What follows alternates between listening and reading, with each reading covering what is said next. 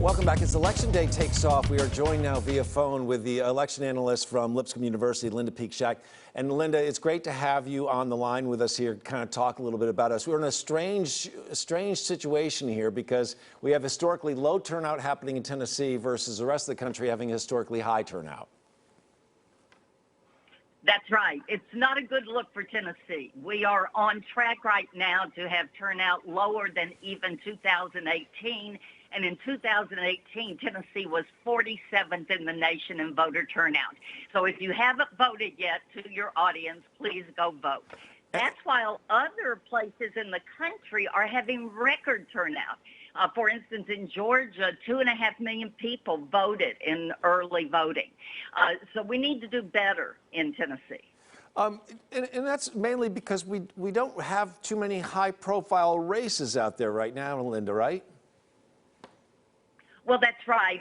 It's hard to get people excited when you don't have a lot of competitive races. And because of gerrymandering done by the state legislature, we have even fewer competitive races this year in Tennessee. For instance, the Democratic seat that normally was held by Jim Cooper, that district was divided up so that the people who are now voting in 3 different districts are voting in what are primarily Republican districts. So it's not as competitive, it's not as exciting, but again, I will say, please go out and vote. We had, of course, the ballot mix-up of some 400-plus ballots in Davidson County where the redistricting got caught up between 2 different lists at the state and local level. We talked to the administrator yesterday on this same segment, and he thought that they did a pretty good job of explaining to voters how it transpired and confidence wasn't eroded. Do you agree with that? No.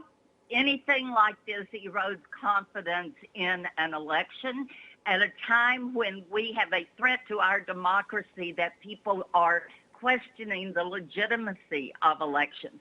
I don't think it was nefarious, but it was incompetence that this happened. So how do you rectify something like this moving forward, Linda?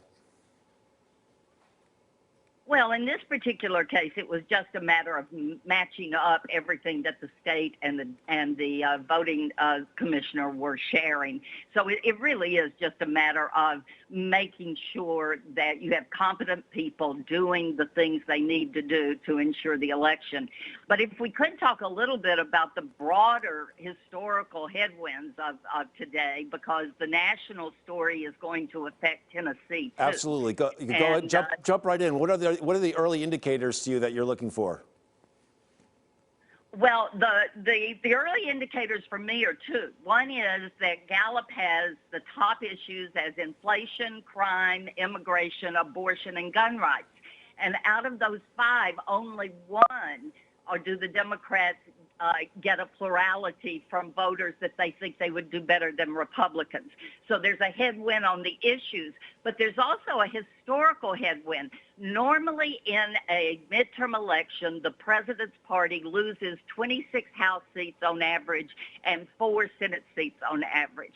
The real story here is that the Senate is still up for grabs, that there are so many close races, and I'll be looking at Pennsylvania, Georgia, Arizona, New Hampshire, and Nevada as kind of the bellwethers. And if New Hampshire goes to the Republican in the Senate race, that's going to indicate Democrats are going to have a very bad night. All right. Linda, as always, I appreciate your time. Thank you so much. Thank you, Neil. All right. And like Linda said, get out there and vote. If you're interested in more voting information, if you want to watch this segment, once again, it's at WKRN.com and click under the Newsmaker tab there.